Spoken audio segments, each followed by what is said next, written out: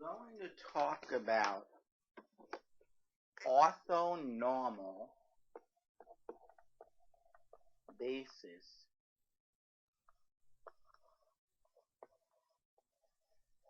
in Rn. Orthonormal bases in Rn. So what is an orthonormal basis? Well, first let's talk about an orthogonal set. A set S which contains the vectors u1 all the way up to uk in Rn is called orthogonal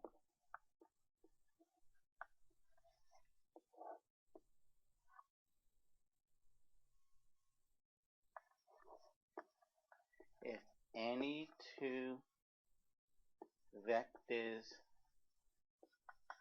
in S are orthogonal. Now when I say any two vectors, I mean different vectors. A vector is not orthogonal to itself.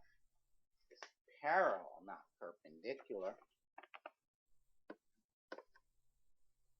If any two, so why don't we say that? If any two distinct vectors in S are orthogonal. That is, if U and V are in S and U is not equal to V, then the dot product of the vectors U and V is the number 0. Any two vectors, when you dot them, give you 0. As long as they're not the same vectors, they're not equal to one another, then it's an orthogonal set. You take any two vectors in this set, and they're orthogonal. U1 and U7, U2 and U3, U11 and U54.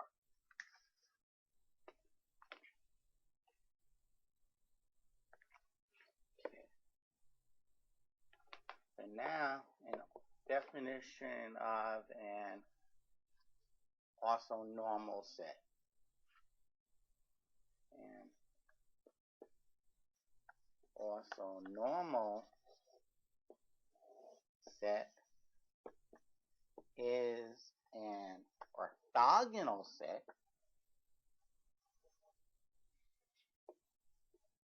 whose vectors in this orthogonal set, whose vectors are of unit lengths. That is, it's an orthogonal set and, let me say set, and each vector has length 1. That is, the length of each of the vectors in S is 1, and if you dot any two distinct vectors, you'll get 1.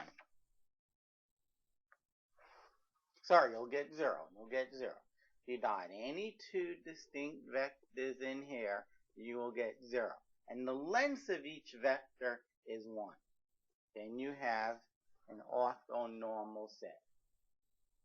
If the dot product of any two vectors in the set S is 0, and you don't know about their lengths, or you know some of the vectors are not of unit lengths, then you have an orthogonal set.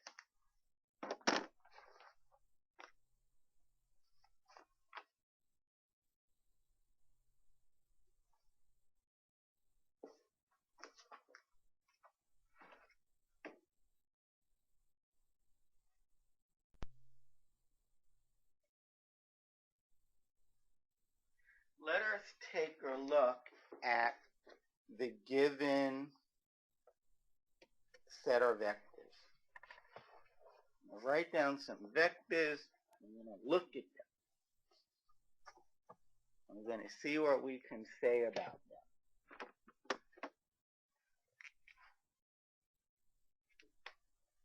Suppose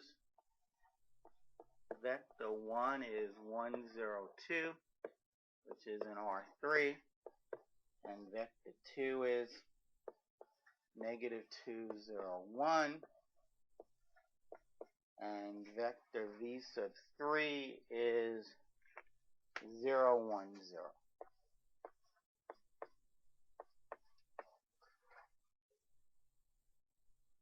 Now, if you dot v1, well, let's see what all the dot products would have to be. You dot v1 with v2. You have to dot v1 with v3. I want to see if this is an orthogonal set. We dot v1 with v3. So I dotted v1 with everything except itself. Now we have to dot v2 with everything. There's no point in dotting v2 with v1 because dot products commute. I already did v1, v2. That is, I already wrote down that I'm going to do v2, v1. So what you need to do is dot v2 with, not v1, not v2 itself, but v3. Okay, dotting 1 and 2. This product is negative 2. This product is 0. This product is positive 2. So we have negative 2 plus 0 plus 2, which is 0. So, oops, I meant to write this up here. I'm sorry. And now we do the same with v1 and v sub 3. That product is 0. That product is 0. And that product is 0. So you get 0 plus 0 plus 0, which of course is 0. Now we do v2 dotted with v sub 3. Well, this product is 0. This product is 0. And that product is 0. And when you add up those zeros, what do you know? You get 0. Therefore, the set S, which contains v1, v2, v3, is an orthogonal set of vectors. Now, is it orthonormal? The answer is no, because the length of v1, since v1 is 1, 0, 2, the length of v1 is 1 squared plus 0 squared plus 2 squared, square root, which is the square root of 5, which is not 1. See, there's no point in checking the lengths of v2 and v3 at this point, because all vectors in S would have to have length 1 and be orthogonal. They'd have to be orthogonal as well.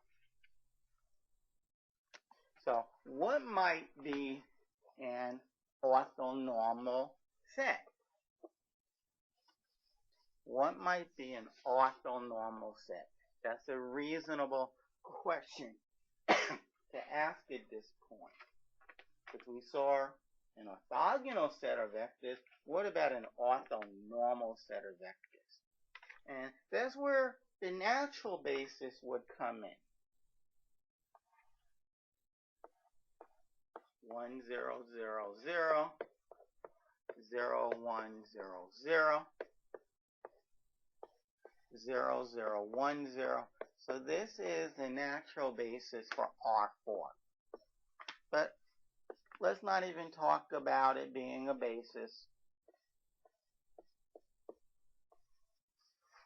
Call this a set S. Now, I hope it's clear that if you dot any one of these vectors, and just in case I have to write it down, I'd rather just write it down by name. Now, keep in mind that whenever you dot vi with vj, v sub j, what's going to happen is you're going to have a 1 in one of the positions for VI, but since VI and VJ are different, you're going to have the 1 in VJ in a position other than the second position. So then, if you write them underneath one another, this product will be 0. This product will be 0. This product will be 0. And this product will be 0. So it's going to be 0. V1 dotted with V2 is going to be 0 plus 0 plus 0 plus 0. V1 dotted with V3 is going to be 1 times 0, which is 0, 0 times 0, which is 0, 0 times 1, which is 0, and 0 times 0, which is 0. You add up all those zeros, you get 0. And if you work it out, V1 dotted with V4 will be 0.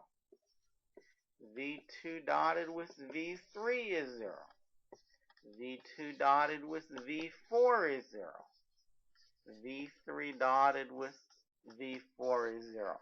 Minus some silly mistake, I think that's all of them. Now, the length of V1 is 1 squared plus a lot of 0 squares. 1 squared is 1, plus the zeros is still 1. And the square root of 1 is 1.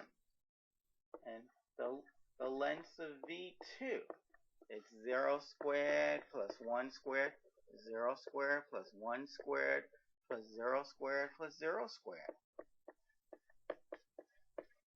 That's 1 squared, or 1. The square root of 1, which is not 0 like I wrote above, that's called a typo, it's 1. And this is going to be the same for V3 and V sub 4. Okay. Based on this information here, S is an orthogonal set. And now, since I've shown that all the 4 vectors have a length of 1, I can say the next statement. The length of V3, which is 0 squared plus 0 squared plus 1 squared plus 0 squared, or the square root of 1, which is 1, the length of V3 is 1. The length of our V4 is 0 squared plus 0 squared plus 0 squared plus 1 squared, which is the square root of 1, which is 1. Combining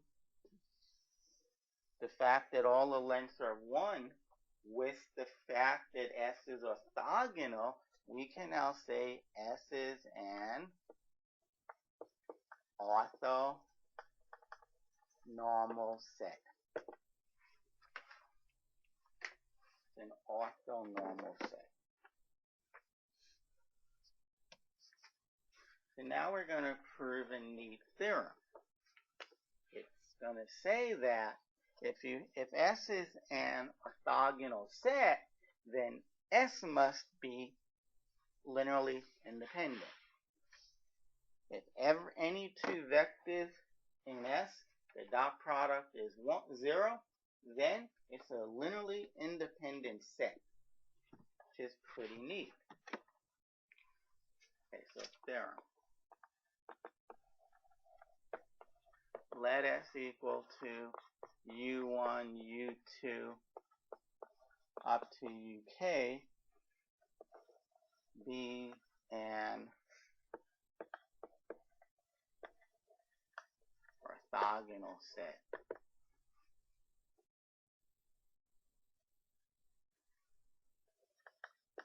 Of non-zero vectors in, say, Rn.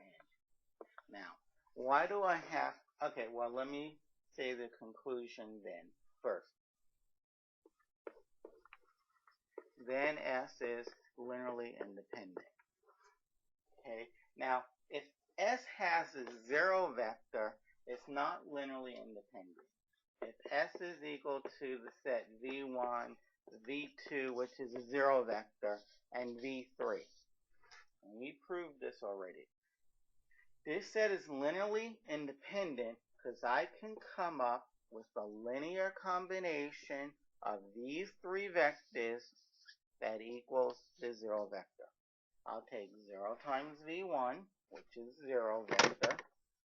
That's the 0 vector. I'll take 0 times V3, which is the 0 vector, and I would add on 17 times V2, which is the 0 vector. Oops, let's see what happened here. I will take 0 times V1, which is the 0 vector. I will add on 17 times V2. Remember, V2 is the 0 vector, so 17 times the 0 vector is the 0 vector. Where did I get 17 from? I picked any non-zero number that I felt like. And now I add on 0 times V sub 3, which is the 0 vector. And yep, I do get it to equal the 0 vector. So right here is a linear combination of vector 1, 2, and 3 that gave me the 0 vector. But not all of the scalars are 0. 17 is not 0. This set is linearly dependent. Now, if V1 dot V3 is 0, well, let's suppose that. Well, then V1 times V2 is also 0. Because when you dot a vector with the 0 vector, you get 0. If V1 is 1, 2, 3, and V2 is 0, 0, 0, when you dot it, you get 1 times 0 plus 2 times 0 plus 3 times 0. That's going to be 0. So I dotted V1 with V2, V1 with V3, and if I dot the next and last one, V2 with V3, since V2 is a 0 vector, I'll get 0. So here's the set. Here's the set that's orthogonal. S is orthogonal. Assuming V1 dot V3 is 0, and V2 is a 0 vector, it's orthogonal. But it's not going to be linearly independent. So that is why I have to say non-zero vectors.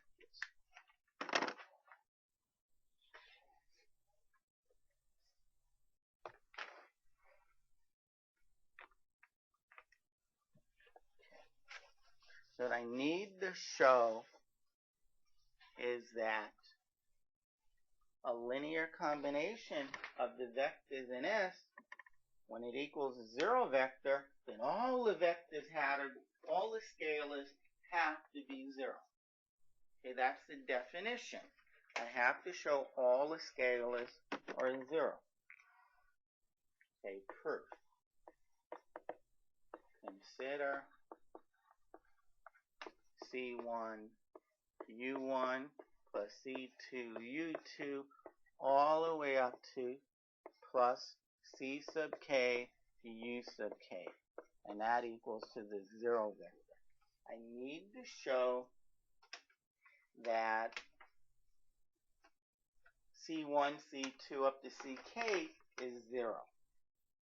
Okay, so let I be some number between 1 and K. Between 1 and K. Okay? Now, I'm going to dot this vector with the U sub I. I'm going to take this vector, both sides, this equation, and I dot it with U sub I. So I have C1 U1 plus C2 U2. Eventually, I get a CI UI all the way up to plus CK UK. I'm going to dot the left side with u sub I. I'm going to dot the right side, which is the 0 vector, with u sub I. Okay. So I get this vector, that's a 1, dotted with u sub I, plus I get the second vector, dotted with the u sub I, all the way down to the third vector. Now you may say that's not a vector. Well, you may say that this is not a vector. Well, if u2 is a vector, and it is, and you multiply it by a scale, you get a scalar, you get a vector. So each of these are vectors. So now we have this one, and we dot it with u sub I, all the way down to the last one, and we dot it with u sub I, and the 0 vector dotted with any vector is the 0 vector. Now, when you have a scale, and you scale v, and you dot it with vector w, this is the same as dotting v with w, and then scaling that. That is, the c can come out. This is c1 times u1 dotted with ui, plus c2 times u2 dotted with u sub I, all the way up to ci dotted with ui, all the way down to factor out the scalar, and you have uk dotted with u sub I. And this is supposed to be the 0 vector. And this is true for any I.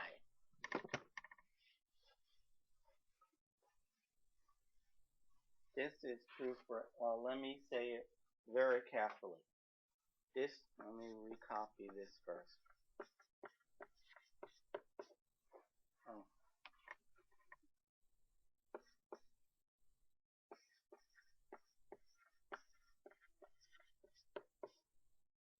Okay. All of these lines are true for any I between 1 and k. Now, this is C1 times 0, because U1 dot UI is 0. Of course, S is an orthogonal set. Plus C2 times that's 0. All the way up to CI times the length, UI dot UI is the length of U squared. All the way down to C sub K times this, which is 0. And this is a 0 vector. Now, that's 0. That's 0.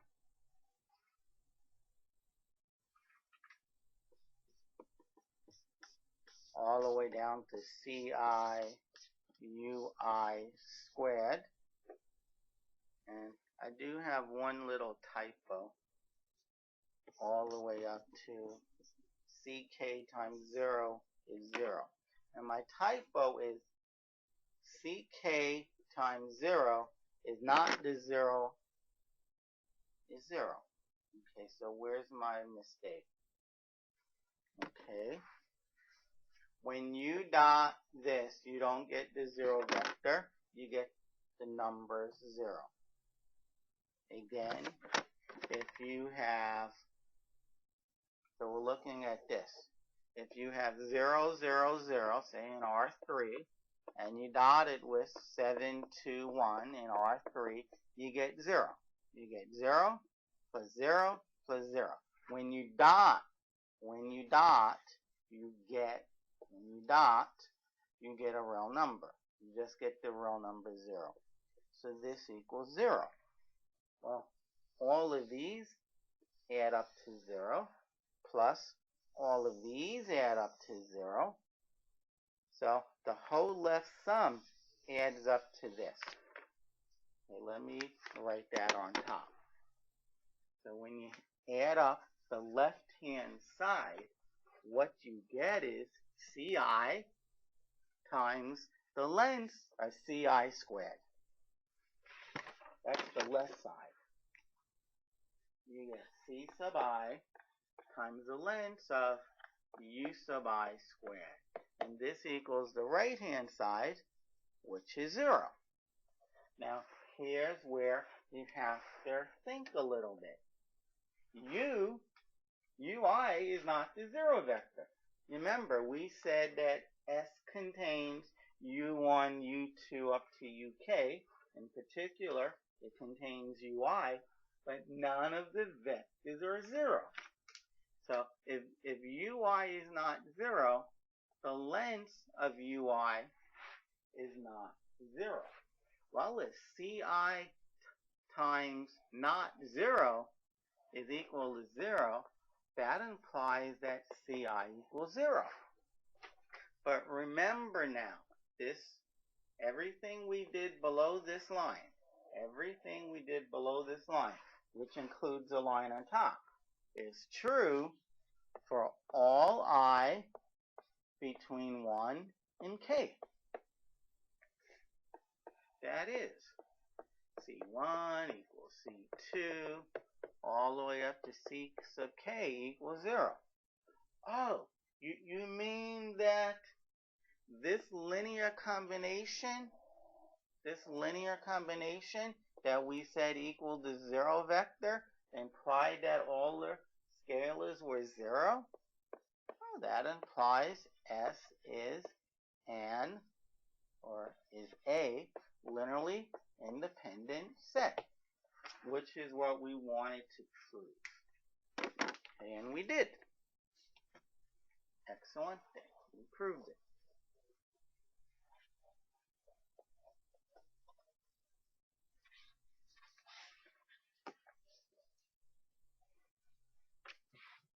Okay. The next thing we're going to say is that there's a consequence of this. Corollary. An orthogonal set of non-zero vectors is linearly independent. Now remember, if the length of U is 1, if the length of U is equal to 1, that implies U is not the 0 vector. So the corollary says that an orthonormal set is linearly independent. I don't even have to say that an orthonormal set that doesn't contain the 0 vector is linearly independent.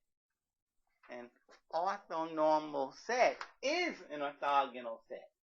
And we know an orthogonal set is linearly independent provided that it doesn't contain the 0 vector. Oh, orthonormal sets don't contain the 0 vector. Because if the length of each vector is 1, then, the length of the 0 vector, no matter, if this is an R4 or R24, you keep squaring zeros. This is 0. It's not 1. It's not 1. And the length of a 0 vector is 1. So this corollary is an immediate consequence of the last theorem. All orthonormal sets are linearly independent.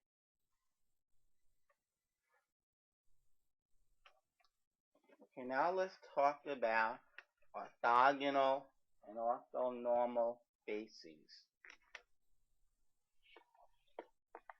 And orthogonal or orthonormal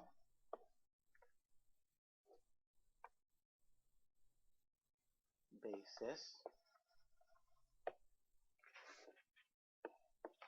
for A. So I'm defining orthogonal basis or orthonormal basis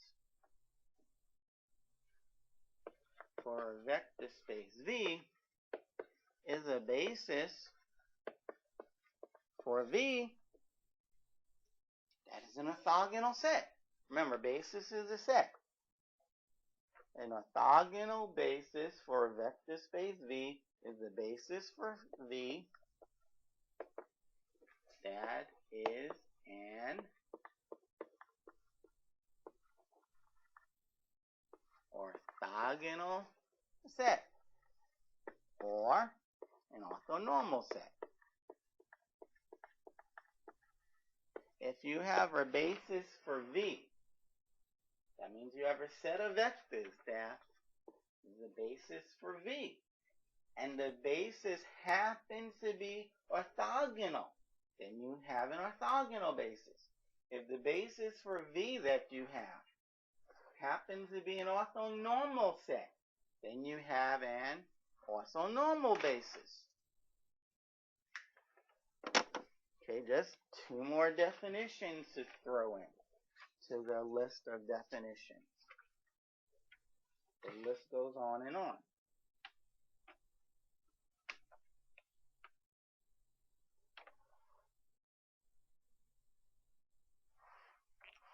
Now, here's a way.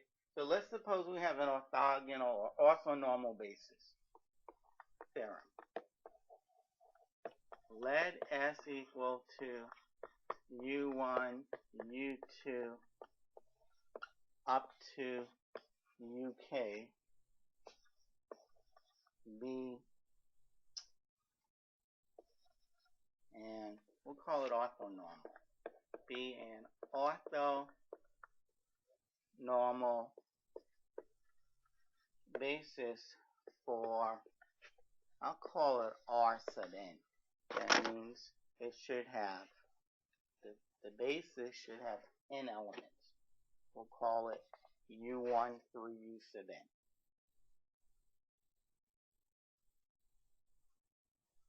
And let V be an Rn. Let V be any vector in the vector space. Then V is a linear combination of those vectors. Okay, V is a multiple of, not V1, sorry, it's a multiple of U1 plus a multiple of U2, all the way up to a multiple of UN. But here's where it gets rather nice, where I can say what these multiples are. Ci is V dot U1. Okay, that is this number C2. C2 is nothing more than V1 U1 up to UN Vn dotted with U2. Actually, let me include C2 U2 in there. Okay?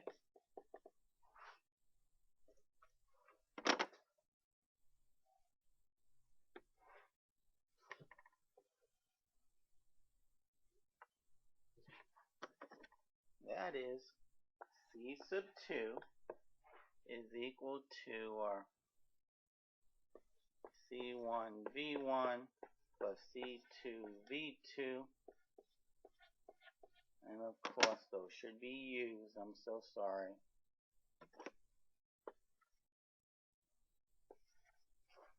Dotted with U2. Now, when you dot those, you're going to get 0, because U1 times U2 is 0.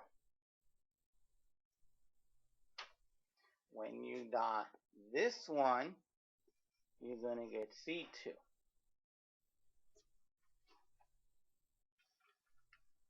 And when you dot all the others, you're going to get 0. Why do you get C2? Because C2U2 dotted with U2, this is C2 times U2 dotted with U2, which is C2 times the length of U2 squared, but the length of U2 is 1. It's an orthonormal basis. S is orthonormal. And when you square 1, you get 1. C2 times 1 is C2. So it really is true that that's how you get C sub i's.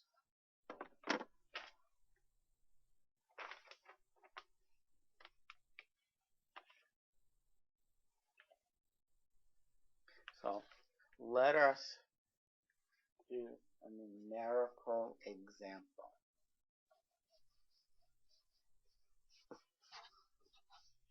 Okay, let's show that this really, really works.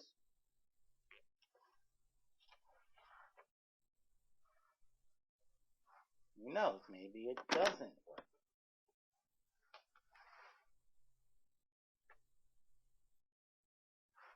Okay.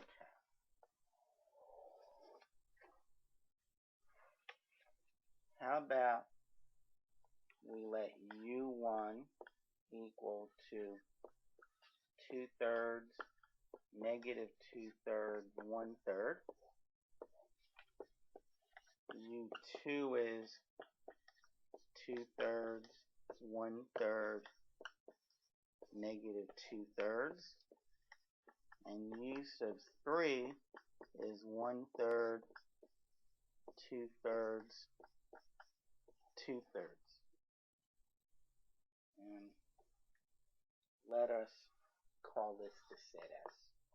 The set S has U1, U2, and U3. And let S be an orthonormal basis for R3. That is, if you dot product any two of those three vectors, but don't dot it with itself, you'll get 1. And it's also a basis for R3. Okay. So I'll just pick an arbitrary vector V. Let V equal 3, 4, 5 in R3. Now, I want to write V as a linear combination of U1, U2, U3. V is equal to C1 times U1 plus C2 times U2 plus C3 times U3. Okay, now according to our rule, C1 is V dotted with U1. Well, V is 3, 4, 5 dotted with the U1, which is right here. 2/3 minus 2/3 and 1/3. Since everything's over 3, it'll stay over 3. 3 times 2 is 6 over 3 minus 8 over 3 plus 5. 6 plus 5 is 11. Take away 8 is 3. And 3 over 3 is the number 1. So C1 happens to be the number 1. Now, if I want to find C2, it's going to be V dotted with U sub 2.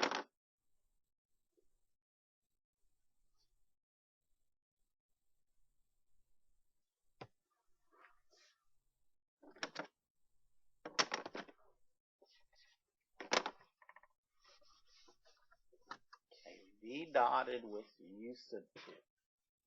V is 3, 4, 5 still.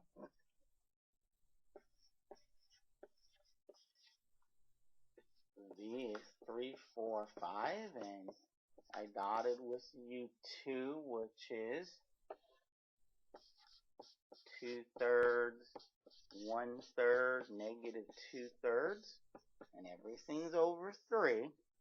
That is, I get 6 over 3. 3 times 2 is 6 over 3, plus 4 over 3, minus 10 over 3. 6 plus 4 is 10. Take away 10, you get 0 over 3 is 0. Okay? So, C sub 2 is the number 0. Now I'm going to try to find out what C sub 3 is.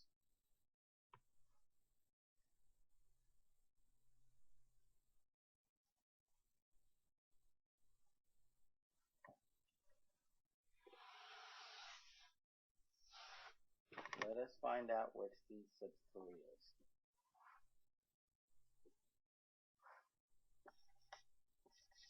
C sub 3 is V dot use 3. V is still 3, 4, 5. And I dotted with U sub 3, which are these numbers. 1/3, 2/3, 2/3. So I get 3 over 3 plus 8 over 3 plus 10 over 3. Looks like I get 21 over 3, which is 7. Okay, so C3 is the number 7. Now, let's see if this works out. Let me actually compute the right-hand side on that bottom line, and let's see if we get V.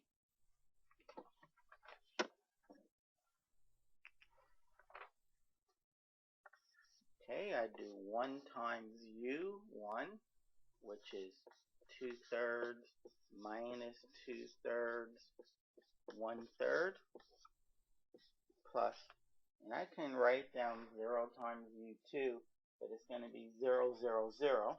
I don't really need it. Plus 7 times U sub 3, where this is U sub 3.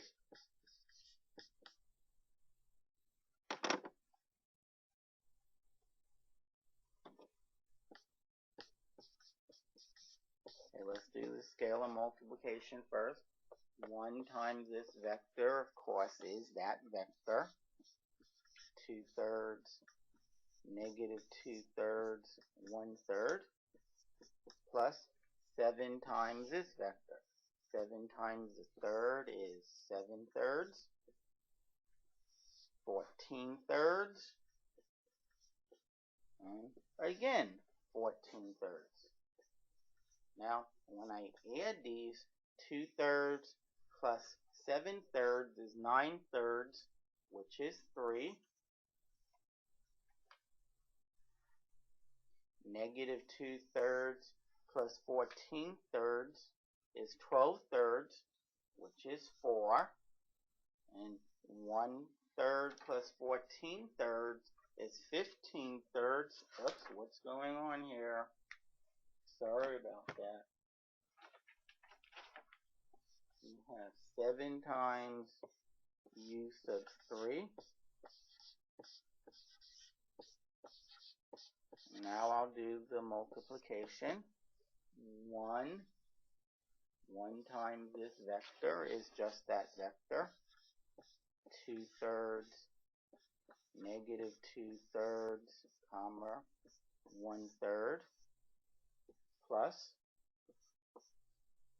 7 times this vector is 7/3, 14/3, 14/3. 7/3, 14/3, 14/3. And now I add them. 2/3 plus 7/3 is 9/3, which happens to be 3. Negative 2/3 plus 14/3 is 12/3, which happens to be the number 4, and 1/3 plus 14/3 is 15/3, which happens to be 5. And yes, I really did get back V, which was 345. Somehow I erased that somewhere, but V was the matrix. Here it is. Let V equal 345. So yeah, V is 1 times U1 plus no times V2 plus 7 times U3. So now we don't have to solve a system of equations. An orthonormal basis is very, very friendly.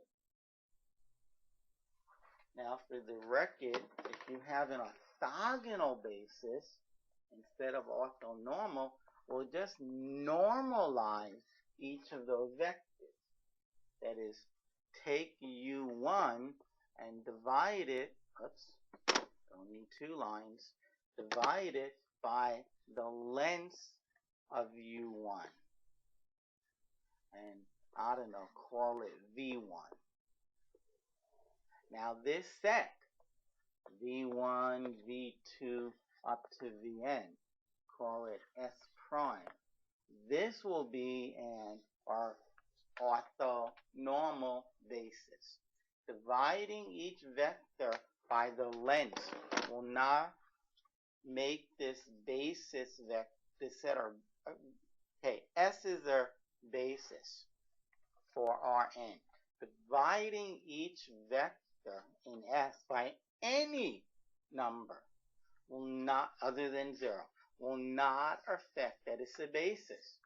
In particular, dividing each vector in S by its length and getting a new set, V1, V2 up to Vn, will not change the fact that these vectors are still a basis. It's still going to have the same span, and they're still going to be linearly independent. So that's pretty neat, that now we don't have to solve a system of equations just to express a vector in their set as a linear combination, or a vector in the vector space as a linear combination of the vector in the basis. Okay. If you have an orthogonal set and you want to express, okay, so S, let's state it nice and cleanly. S is an, not orthogonal, excuse me, orthonormal basis for a vector space V. Okay? Now, normally, let's suppose S is U1 through UN. Normally, if we let V be in the vector space V, you're going to say that V is equal to C1 V1, C2 V2. Oops, they're U's. U1, U2, up to plus C and UN. In order to do this, you'd have to get an augmented matrix, where the first column is matrix U1, the second column is matrix U2, all the way down to the nth column is UN, and then you augment it with the vector V, and you will get the C1, the C2 up to the Cn. You have to reduce this.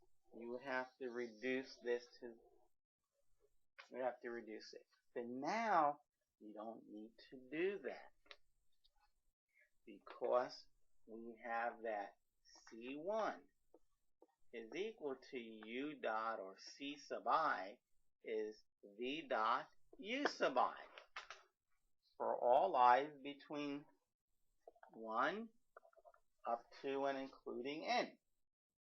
all you have to do is dot the two vectors. Fine, you have to do it n times, but I'd rather do that than reducing a matrix. I'd rather do that than reducing a matrix.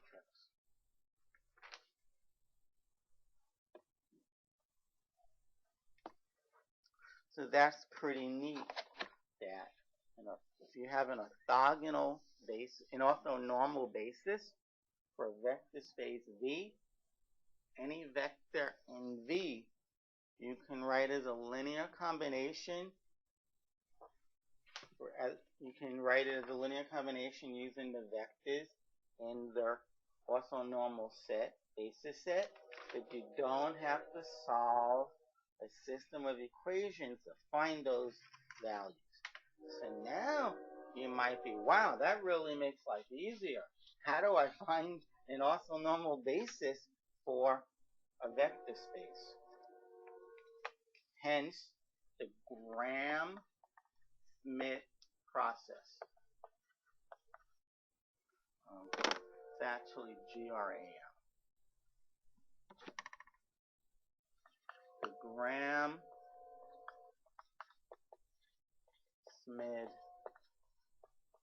process. Theorem has a name. Let W be a non-zero subspace of Rn. Okay, so W is a vector space in its own right, and it's a subset of Rn. That is, it's a subspace of Rn. Let's give it a basis. With basis S, which is U1 up to U sub n. This is what the Gram-Schmidt process says. Then there exists an orthonormal basis.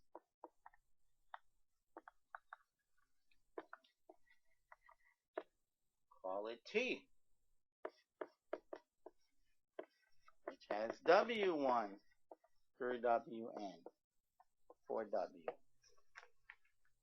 Okay, so if W is a subspace of Rn with its own basis, then we can get an orthonormal basis for W as well. Here it is. Okay, if you have a basis for if you have a basis for W, you can find an orthonormal basis for W. W has to be non-zero, and it has to be a subspace of Rn.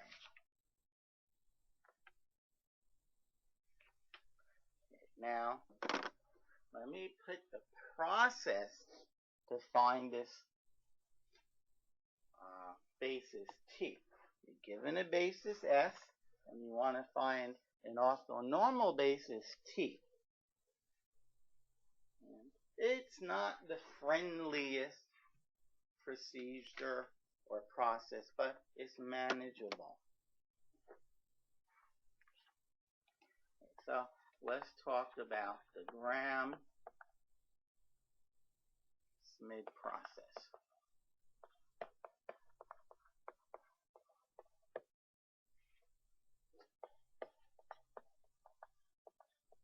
For computing and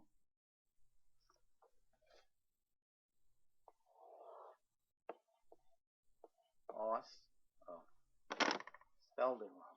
Orthonormal basis. So computing a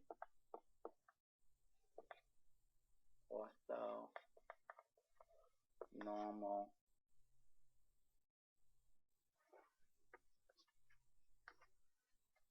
basis, call it T, for a non-zero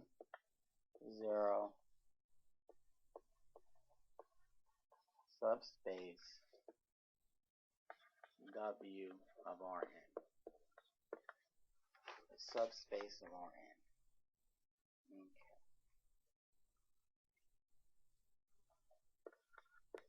let's call this basis S. The process is as follows.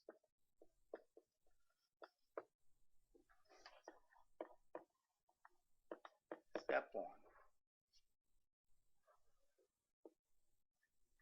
Let V1 equal to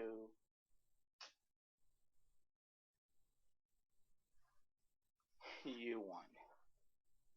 So I really should say that S is equal to U1 through UN. Let U sub 1, not U sub I, let V sub 1, equal to U1. That's step 1. Nice and simple comment. Step 2.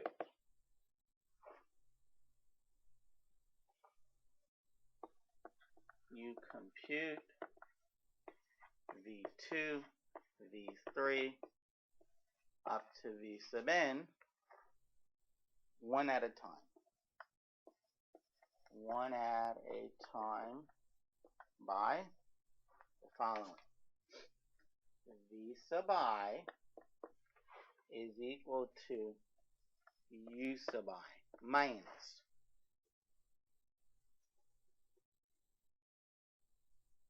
now you minus a lot of things. The U sub I never changes. You dot it with V1 and then you divide it by V1 dot V1 and you multiply this by V1 and then you do the same for V2. It's V sub I dotted with V2 over V2 dotted with V2 times V2. And you do this all the way up to 1 less than I. You go all the way up to U sub I, that never changes. But then is Vi minus 1 dotted, divided by Vi minus 1 dotted with Vi minus 1. V sub I minus 1 dotted with itself. And this gets multiplied by the vector V sub I minus 1.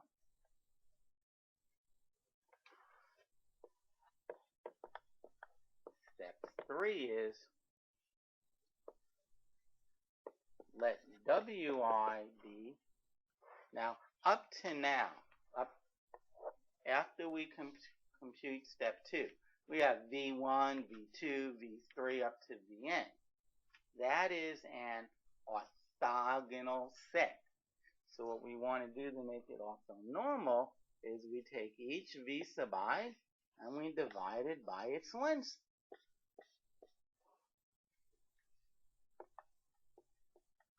Now we found an orthonormal basis T.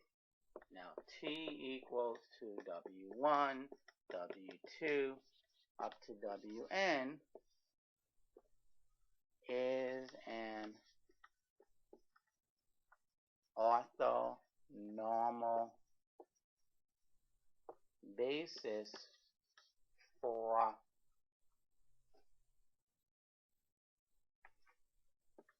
W.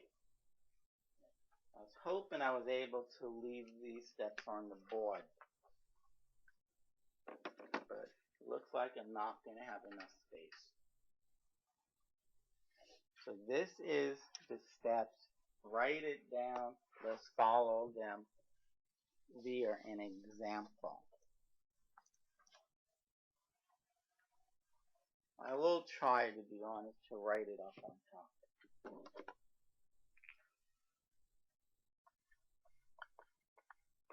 Step 1, U1, actually V1 equals U1. V1 is equal to U1.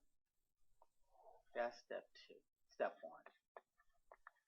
Step 2 is v sub I is equal to u sub I minus a lot, minus u sub I dot v1 over v1 dot v1. So I start at 1,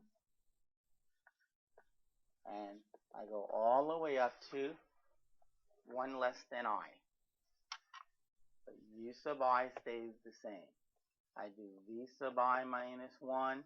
I divide it by v sub I minus 1 dotted with itself. And this mess gets multiplied by vi minus 1. That is step 2. And step 3 is the easy step. Step 1 is the easiest. Step 3 is the next easiest. Step 2 is hard. Let w sub I equal to v sub I divided by the length. Okay. So let's look at a numerical example, and then everything will follow nicely. There are just a lot of calculations that have to be made, especially in step number 2.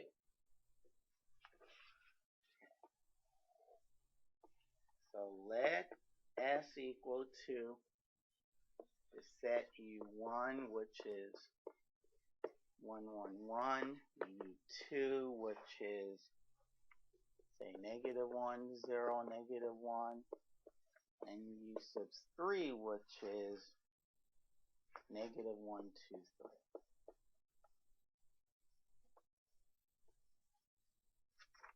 Since these vectors are in R3, I'm going to say it's the basis for R3. It doesn't, not every set of vectors in R3 is the basis, but this one is. It's given. Let S be a basis for R3. Find an orthogonal basis. Using the Gram-Schmidt process,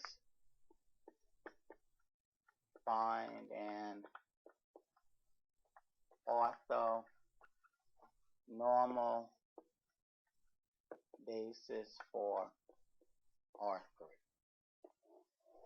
That is, using set S, find an orthonormal basis. Well, step 1 is to say that V1 is equal to U1. Okay, so I have V1. V sub 2 is equal to U sub 2 minus U sub 2 dotted with V1 over V1 dotted with V1 times V1. And I keep doing this until I get to 1 less than 2, which is 1. That is, this is done. I just have to do the calculation. U sub 2 is negative 1, 0, negative 1. Wonderful. Minus U2 dotted V1. Now remember, it's U1. So I'm really dotting U1 with U2. I get negative 1 plus 0, still negative 1, plus a negative 1. It's negative 2. And I divide it by V1 dotted with V1. 1, 1, 1 dotted with itself. It's going to be 3. You get 1 plus 1 plus 1. And this gets multiplied by the vector V1, which is triple 1. 1, 1, 1. So I have negative 1, 0, negative 1. This kind of becomes plus. So it's plus 2/3, 2/3, 2/3. 2/3, 2/3, 2/3. And when you add these vectors, you get negative a third, you get 2/3, and negative a third. That is V2.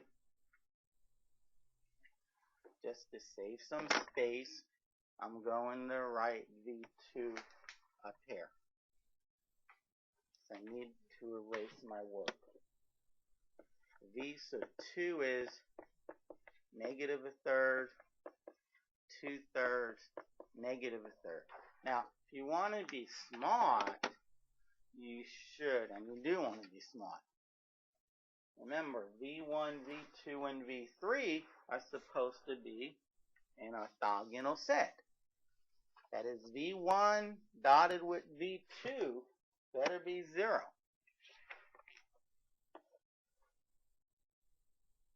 And if you dot V1 with V2, you get negative a third plus 2/3, which is 1/3, minus a third, which is 0.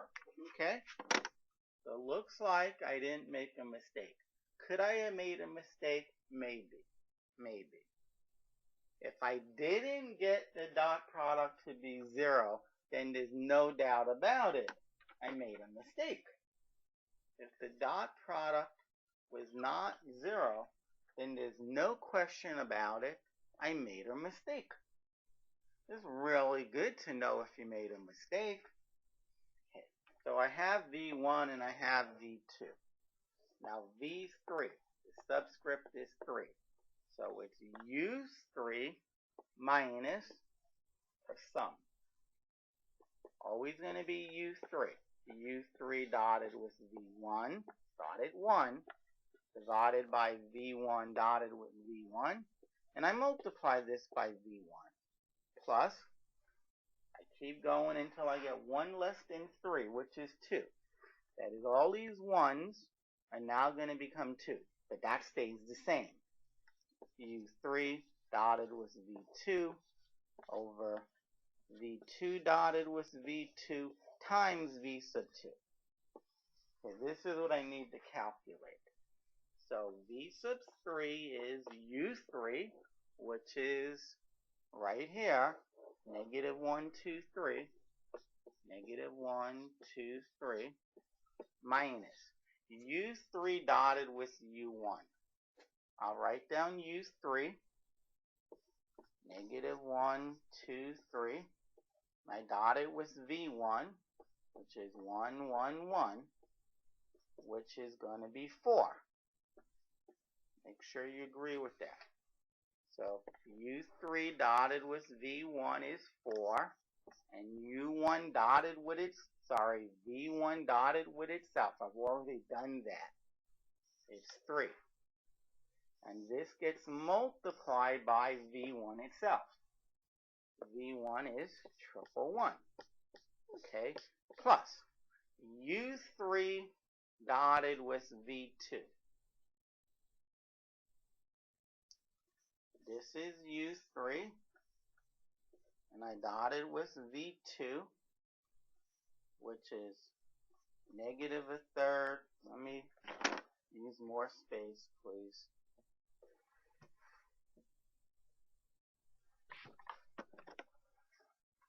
U3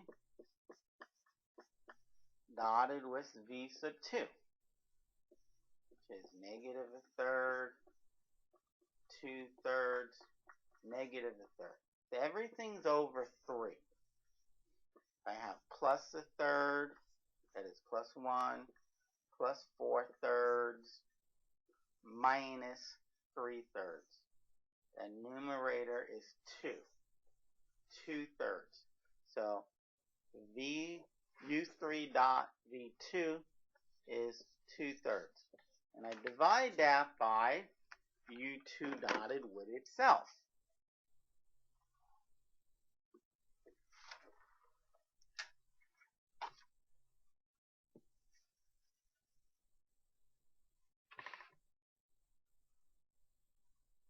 Excuse me. V2 dotted with itself. Negative a third, 2/3, negative a third, multiplied or dotted with itself. Negative a third, 2/3, negative a third. Now, no matter when you multiply, you're going to get 9 on the bottom. Every time you're going to get 9. You get 1/9 plus 4/9 plus 1/9. You get 6/9. Divide the top and bottom by 3. You get 2/3. 2/3 over 2/3 is 1. Okay, let me erase my side work and motivate why I'm going to multiply by V2.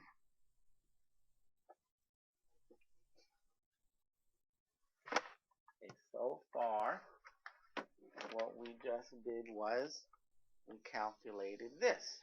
Now I multiply that by V2. And V2 is right here. It's negative a third, 2/3, negative a third. Okay. This vector, so let me, okay. So let me find out what's in the bracket. You have 4/3, 4/3, 4/3. Let me put it here. 4/3, 4/3, 4/3. Remember, this is 1. So what you're adding is just this. Negative a third, 2/3, negative a third. And when you add these, you get 3/3 is 1, 6/3, which is 2, and 3/3, which is 1. Okay, so what's inside these big brackets down here is just 1, 2, 1. It's just 1, 2, 1. Okay.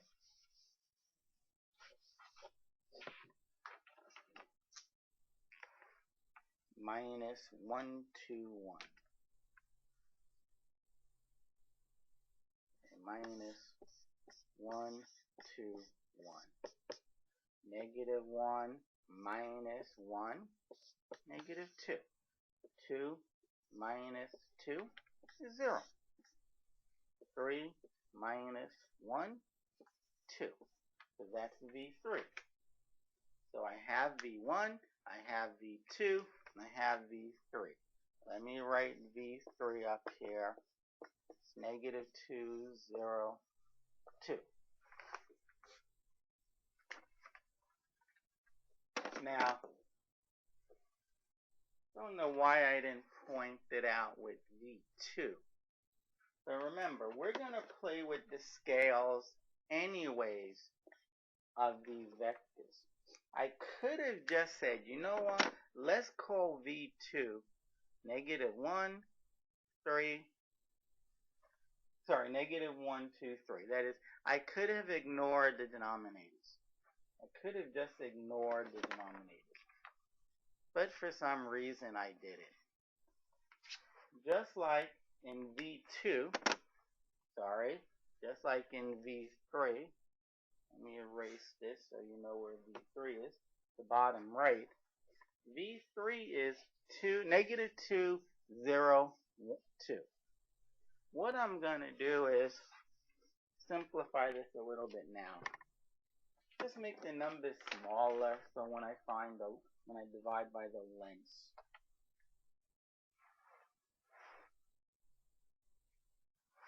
I'll call them V1 prime, V2 prime, V3 prime. V1 prime, it's not going to change. V2 prime will just be negative 1, 2, negative 1. And V3 prime, I'll divide by 2. We get that. Now, I'm ready to find the bases. W1 is 1, 1, 1, divided by the length of V. Divided by the length of V1. That's 1, 1, 1, the length of V1 is 1 squared plus 1 squared plus 1 squared. 1 plus 1 plus 1 is 3. The square root of it. Okay, so that is W1. That is it's 1 over square root of 3, 1 over square root of 3, 1 over square root of 3. Now, W2 is negative 1, 2, negative 1 divided by the length of V sub 2. This is negative 1, 2, negative 1 divided by 1 squared, which is 1, plus 2 squared, which is 4, plus negative 1 squared, which is 1, square root. That's the square root of 6. So W2 is negative 1 over the square root of 6, comma, 2 over the square root of 6, comma, negative 1 over the square root of 6. That is W2.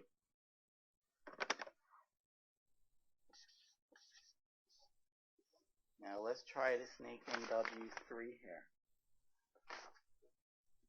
W3 is V3 divided by the length.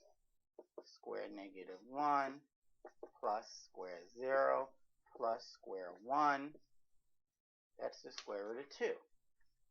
So we get negative 1 over the square root of 2.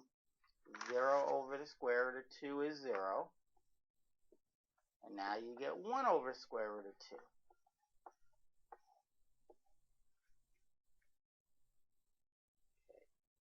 T, which equals to the set W1, W2, W3, is an orthonormal basis for, well, let's see what we were given. We were given that S is the basis for R3. So now we have an orthonormal basis for R3. Okay. If you multiply this by 3, the dot product won't be affected. Because this product is negative 1, this negative 1/3, 2/3, and negative 1/3. If you add up A, B, and C, and you get 0, well, if I tripled each, and remember, if I triple this number, the product will be tripled. So you have 3A plus 3B plus 3C. You can factor out the 3. You get 3 times A plus B plus C. But the premise was A plus B plus C is 0. So you get 3 times 0 or 0. The dot product will not be affected. Okay, all I'm saying is this. All I'm saying is the following. And using facts that we already know. If U dot V equals 0, or assume that, well, if I multiply V by some scalar, there's a rule saying the scalar can come out in front, and I get C times U dot V. But U dot V is 0, and C times 0 is 0. So it'll still be an orthogonal set. So you can multiply or divide by anything that you want other than 0. So V2 had all these fractions. So I call V2 prime this. I multiplied each entry in V2 by 3. V3, it had big numbers. 2's. I divided each of these values by 2, and I ended up with 1's. and I call that V prime. And I normalized, that is, I divided by the length of those vectors. And that gave me the vectors W1, 2, and 3, which was a orthonormal basis.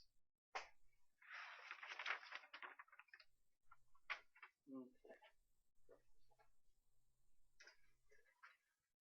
Let us do this once more. We'll do this one more time.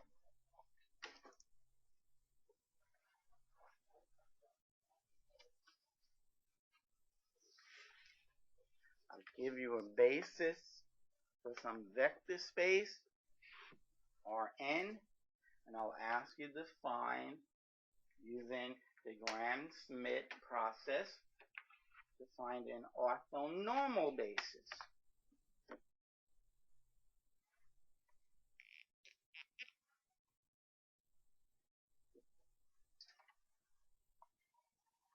Okay, let S equal to U1B 1, negative 2, 0.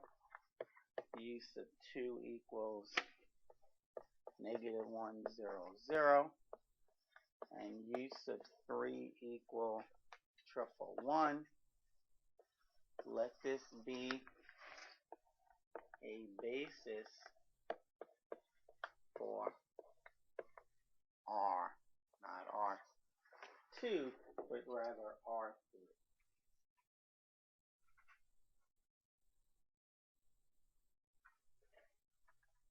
So we want to use the Gram-Schmidt process to find an orthonormal basis. So first we find an orthogonal basis. Step 1, we let V1 be the first vector. Positive 1, negative 2, 0.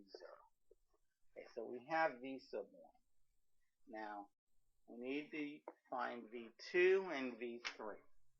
V2 is, so since that's a 2, is U sub 2 minus U sub 2 dotted with, start with 1.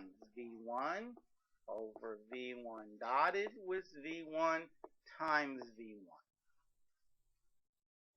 And you keep adding up this type of mess up until you get to 1 less than that. Oh, I already am at 1 less, so I stop right there.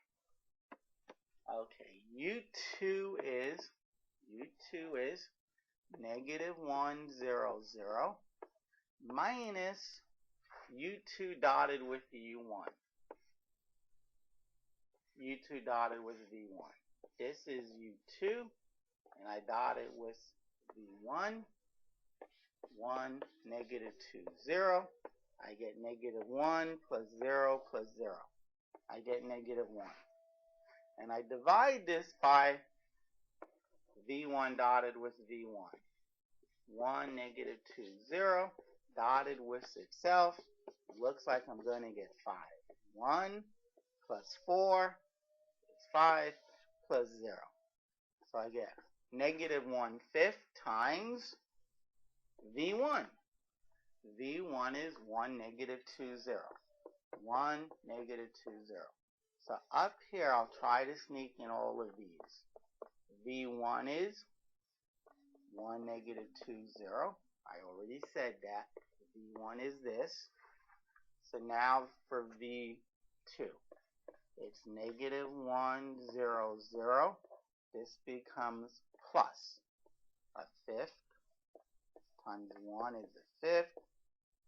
A 5th times negative 2 is negative 2/5.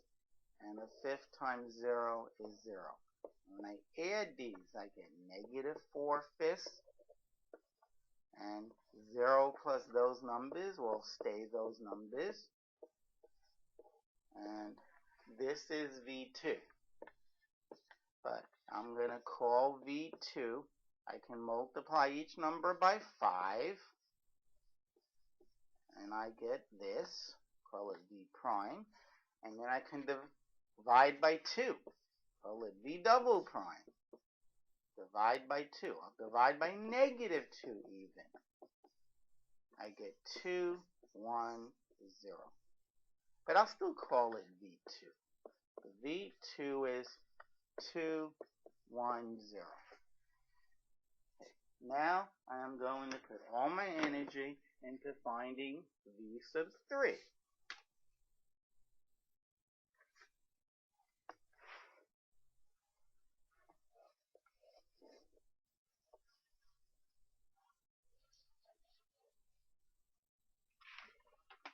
Now, V sub 3, it has a 3 there. Whenever I write U, it'll be U sub 3 minus U sub 3 dotted with first V1 over V1 dotted with V1 times the vector V1. I go up into 1 less. Go up to 2. So plus U3 stays U3. And now I dot it with V2. I divide it with V2 dotted with V2. And this here, in this bracket, is just a real number. And I multiply that real number by the vector V2. Okay, so let's do this. V3 is equal to U sub 3, which is at the top right, it's 111, minus U3 dotted with V1. This is U3, and V1 is, says it right there, it's 1, negative 2, 0. And when I dot this, I get negative 1. Okay. And now I have to dot V1 with itself. 1, negative 2, 0. Well, I already did it in the last problem. It was 5. Actually, it was a square root of 5, but by accident I wrote 5. So, but basically, you had negative 4, negative 2 over square root of 5. This is what we got. I multiplied by square root of 5, and I got that. And then I divided by negative 2, and I got 2, 1, 0, which is exactly what I put down. Okay. Remember, oh, actually that's not true. Is it?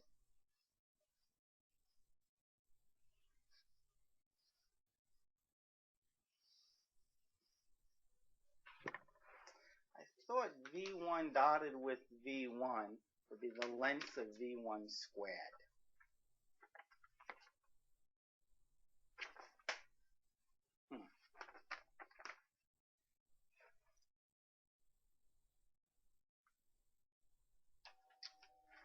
Now,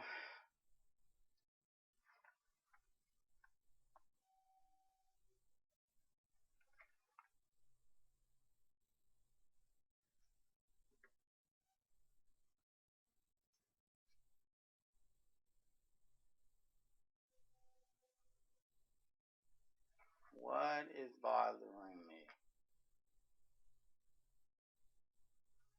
Well, I mean, of course it's what I'm saying. 1, negative 2, 0, dotted with itself. Just do it. 1 plus 4 is 5 plus 0. Excuse me, it's 5. Okay, that's what's inside the first bracket, these brackets. And I multiply that by vector 1, which is 1, negative 2, 0.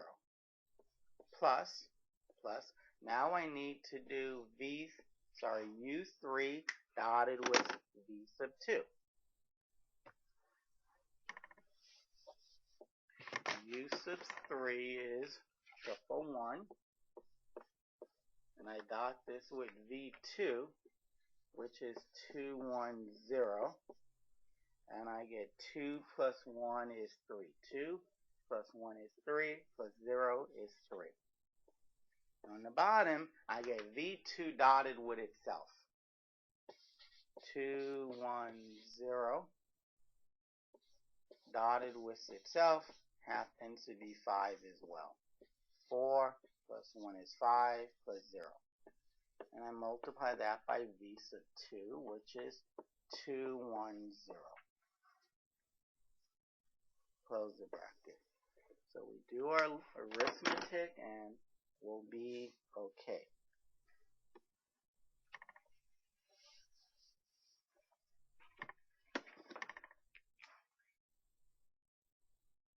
So I have 1, 1, 1, and I'm taking away negative a fifth,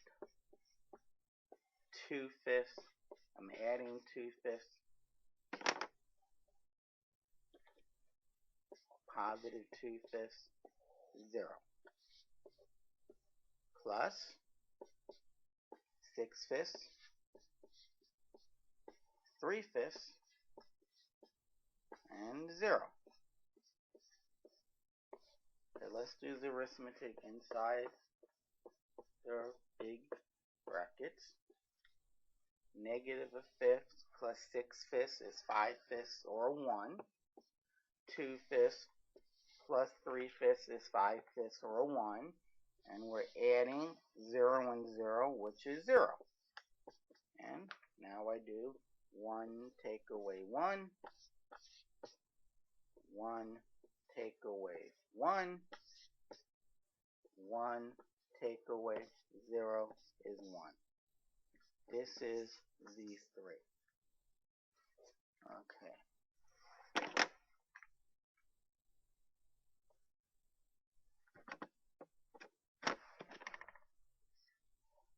So V3 is 0, 0, 1. Now, all I need to do is normalize these. This is step 3. Divide each of those 3 vectors, V1, V2, V3, by its length.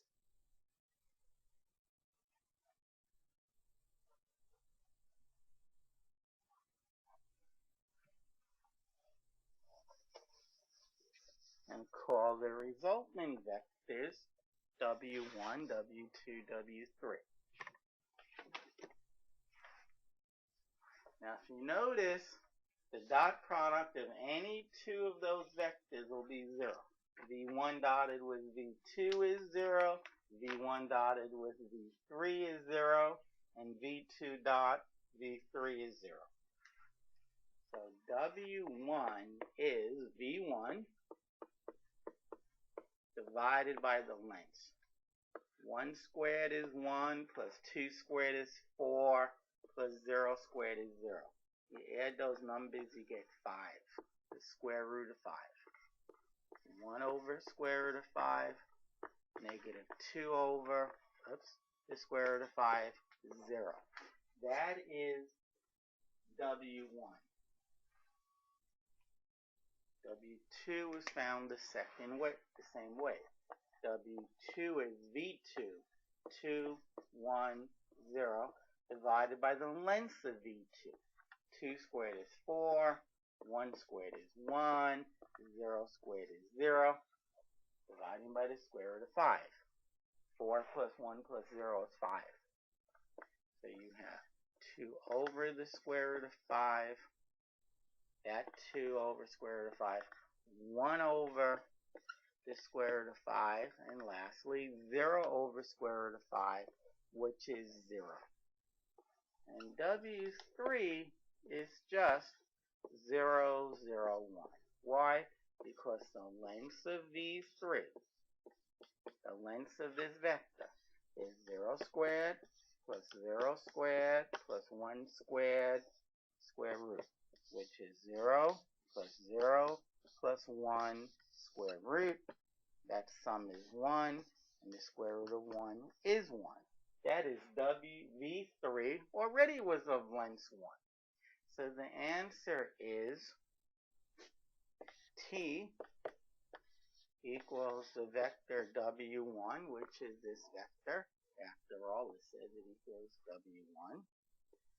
W2, which is this vector, comma W3, which is this vector, is an orthonormal basis for R3.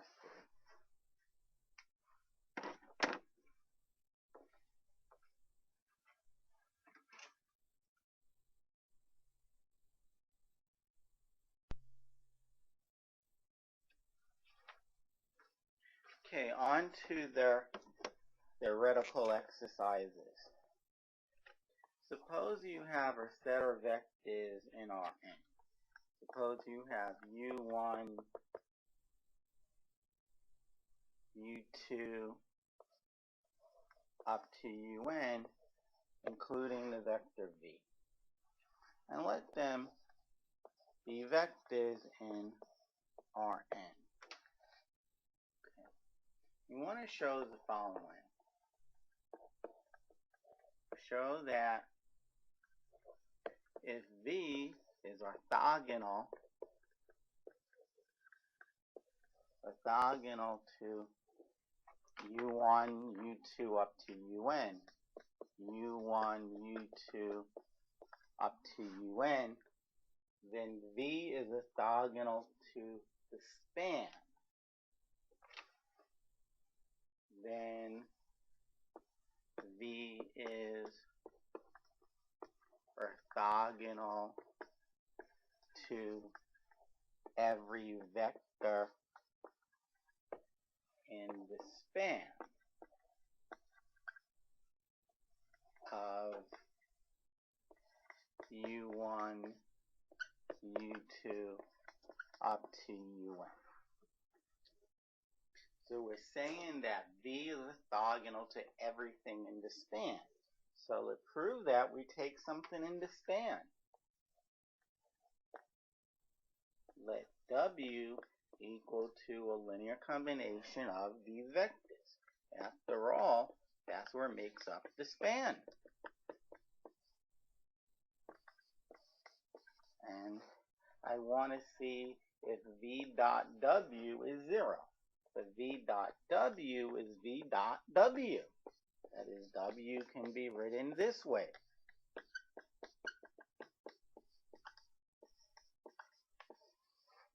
And the dot kind of distributes over the sum.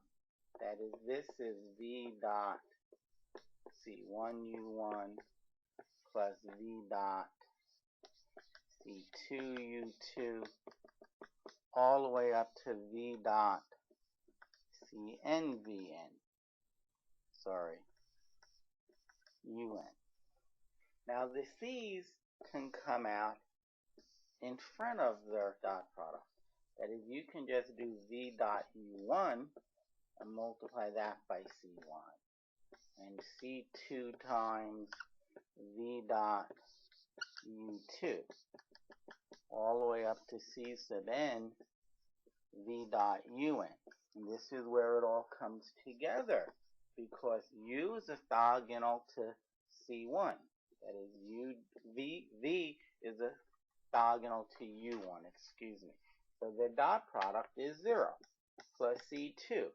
V is orthogonal to U2, so their dot product is 0. In fact, they're all 0.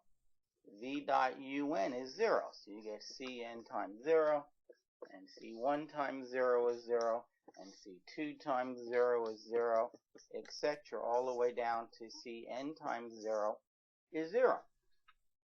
So we did get 0. So V is orthogonal to every vector in the span of U1 through U1.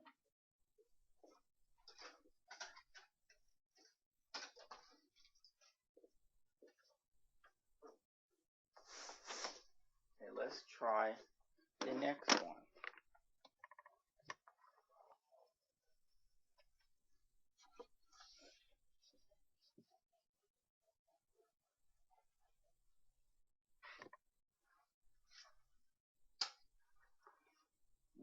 Okay, let U be a fixed vector in Rn.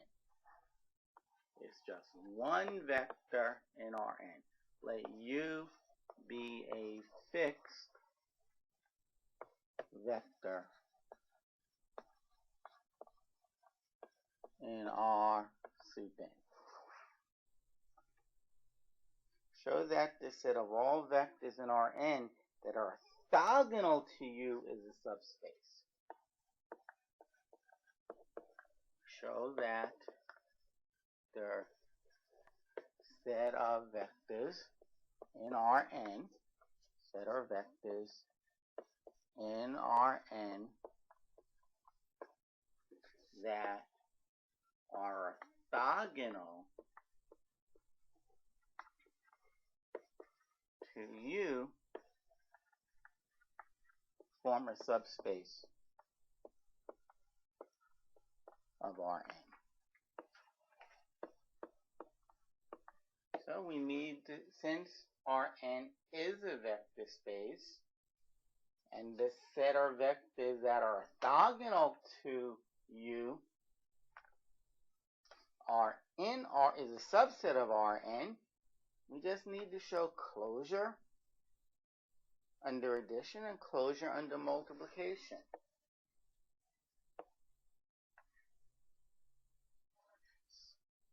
So let me just give this set a name.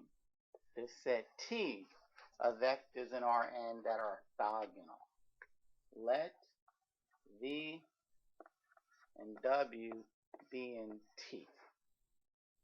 Now, is V plus W in T? Only if U dot that vector, only if U and this vector are orthogonal. Well, U and this vector, if this vector is orthogonal, that is, if this equals 0, then here, U, V plus W is in the set T. But the dot product distributes over addition. This is U dot V plus, because it says plus, U dot W. U dot W. But since V is in this set T, that means U dot V is 0. That's how you get to be in T. If you get dotted by U and you equal 0, you're in T. And U dot V, well, since W is in T, U dot W, I meant to say, is 0. And 0 plus 0 is 0. So yes, V plus W is in this set T. Now let's look at scalar. Okay, again, let V be in T. And let C be any scalar. C times V. I'm going to multiply, I'm going to dot this with U. U dot CV. But the C, as we've done many times recently, the C comes out in front. And since V is in T, U dot V is 0. And C, so this is 0, and C times 0 is 0. So, C times V is in T. That is, plus is closed. Circle dot, that is scalar multiplication, is closed. Therefore, T is a subspace of Rn. You need to remember that to show that that a subset of a vector space, a known vector space, is in fact a vector space, is to show that it's closed under addition and closed under scalar multiplication. And we did that. Okay, let's try one last one.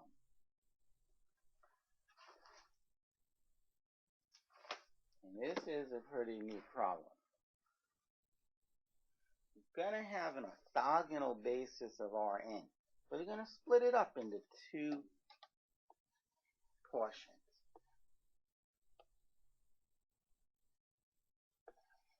Let U1 up to UK and UK plus 1 all the way up to U sub n. Let it be an orthogonal basis for Rn. Let this be an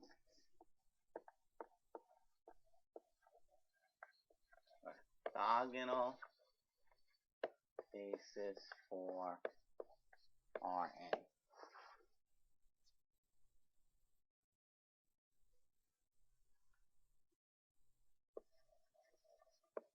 Let S equal to the span of the beginning, the first k elements.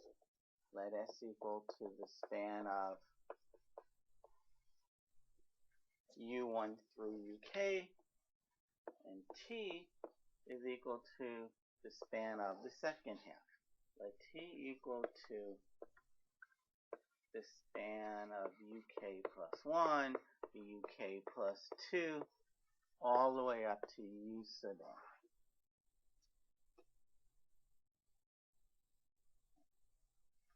Now, this is what we want to show. For any x in S and y in T, we want to show that the dot product is 0. Show that x dot y is 100% equal to 0.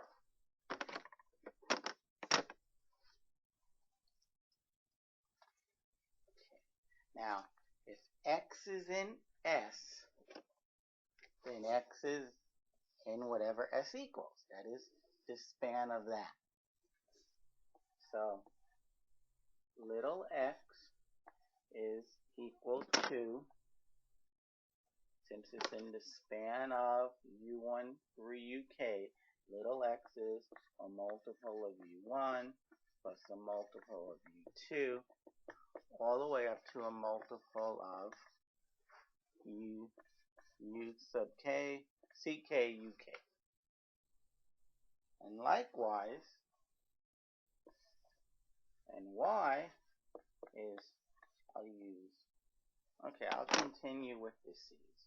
Y is in the span of, y is in T, so y is in the span of those elements, those vectors.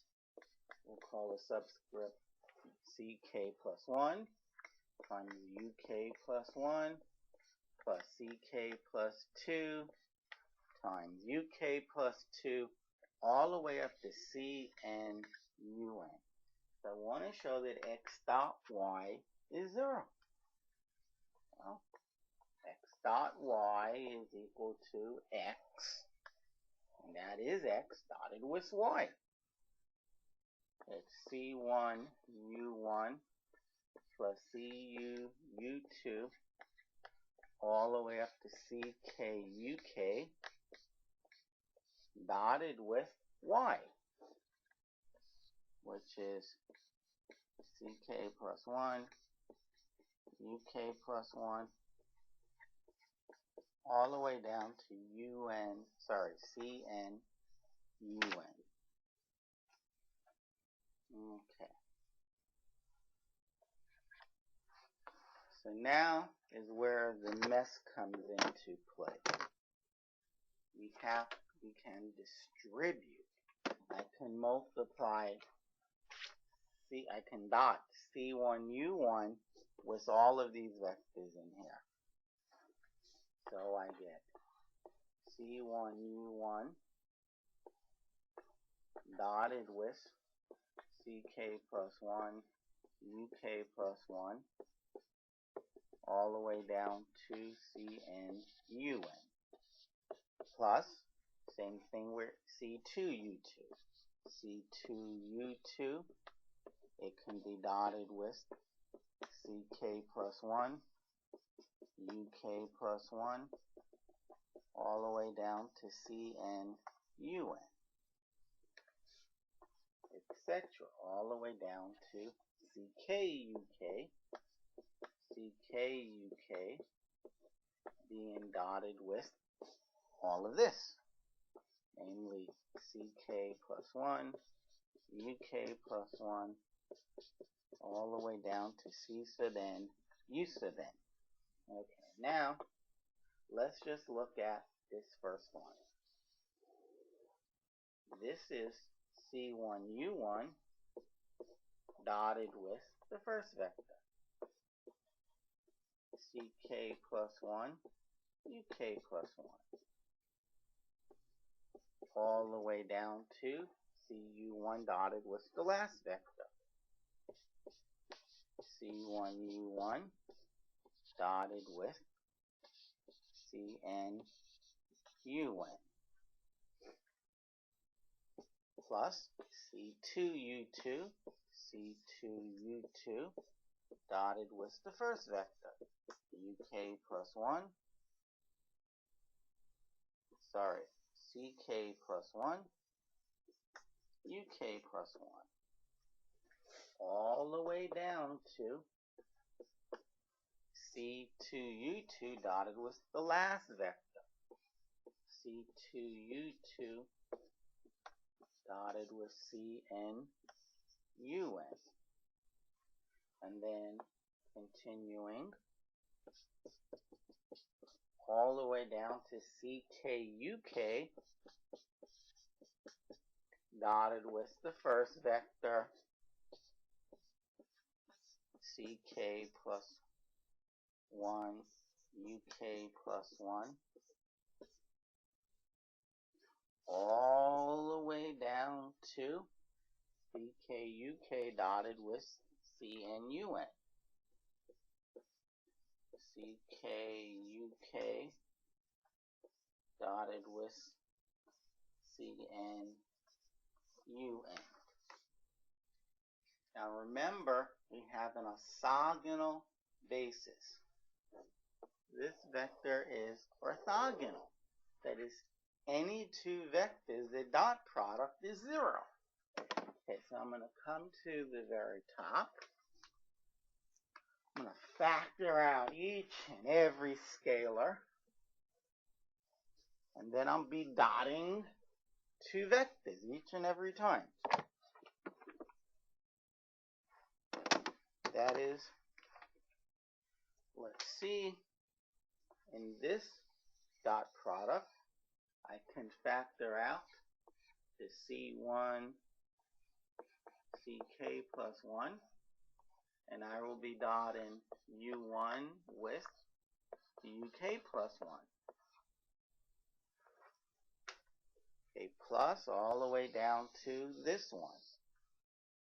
All the way down to plus the C1 Cn, I can factor out. That's just the scalar. C1 Cn, and this gets multiplied by U1 dotted with Un, plus this product, this dot product there. Well, I can factor out the C2Ck. C2Ck, and it gets dotted, it gets multiplied, not dotted. It gets multiplied by U2 dotted with Uk.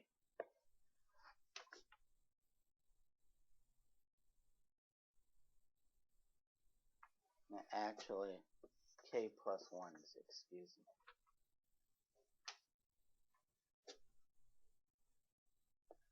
K plus 1s. K plus 1s. So now onto the last line. Plus a lot of stuff. Plus this product. Well, I can factor out the C2Cn. C2Cn, and this gets multiplied by U2 dotted with Un. All and so on, all the way down to this term. I can pull out the CK plus 1. It gets multiplied by UK dotted with the UK plus 1, etc. down to the very, very last one, etc. And then in that last one, I can factor out the CK and the CN.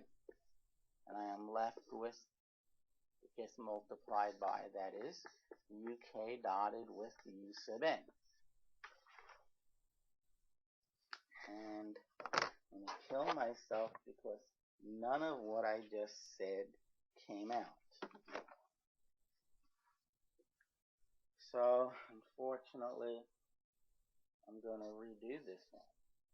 C1U1 gets dotted with CK plus 1, UK plus 1, plus, and so on, plus C1U1 dotted with CNUN plus C2U2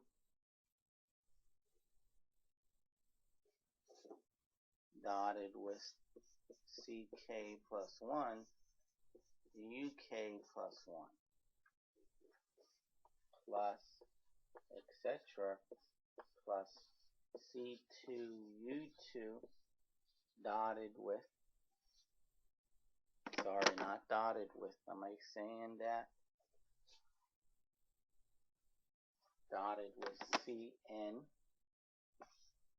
CNUN plus dot dot dot CKUK, that vector, dotted with the vector CK plus 1 UK plus 1.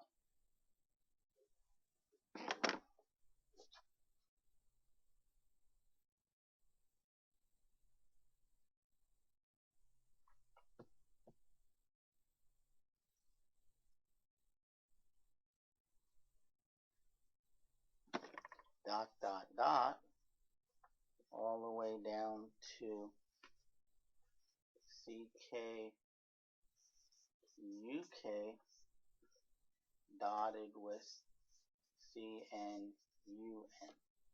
Now, basically, what happens with each and every one of these, you can factor out the scalars. You can factor out the scalars, and then you will be dotting UI with UJ, that I and J are different, so the dot product will be 0.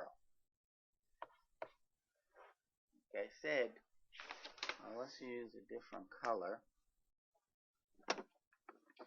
This right here,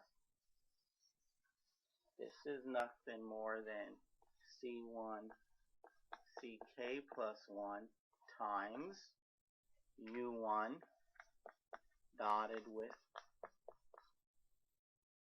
UK plus 1.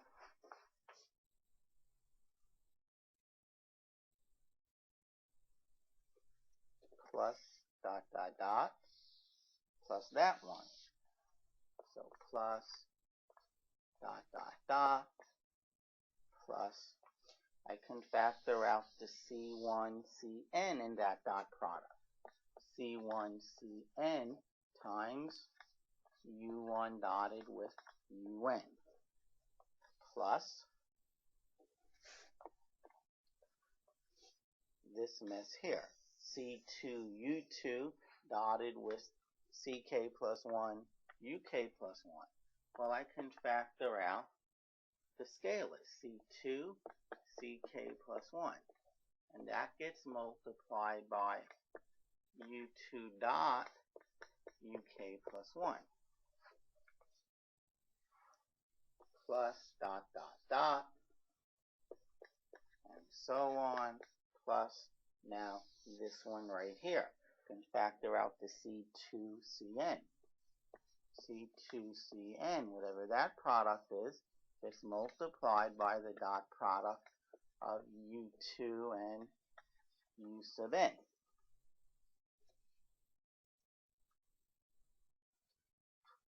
Dot, dot, dot, plus dot, dot, dot, plus, now we have this term. I can factor out the ck plus 1.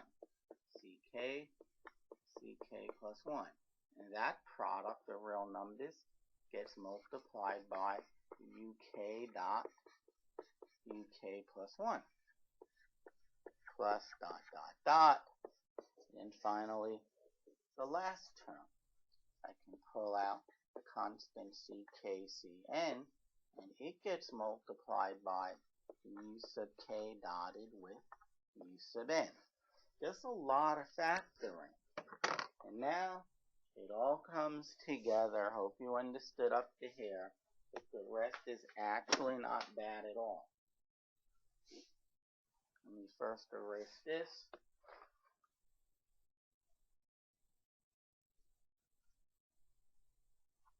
Okay, now,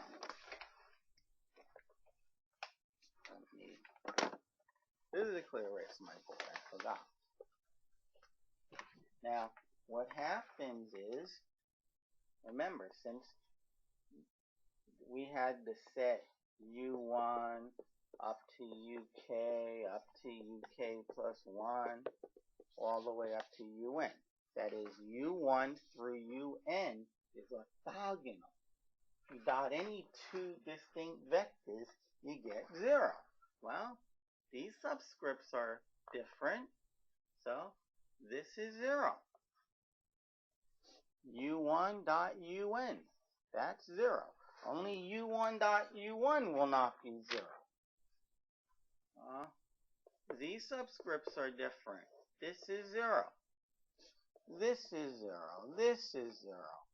All these dot products are 0.